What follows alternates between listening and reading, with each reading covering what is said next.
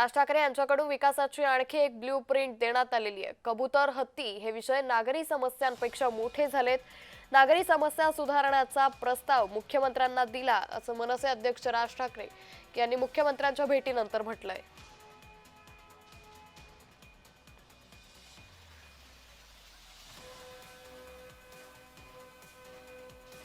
ज्या प्रकारचा केऑस आपण मुंबई उपनगर आणि इतर आजूबाजूच्या शहरांमध्ये बघितल्यानंतर आपल्या लक्षात येईल की रस्ते कमी आहेत, ट्रॅफिकला शिस्त नाही, कोणी कुठेही गाड्या पार्क करतायत, काहीही चालू आहे।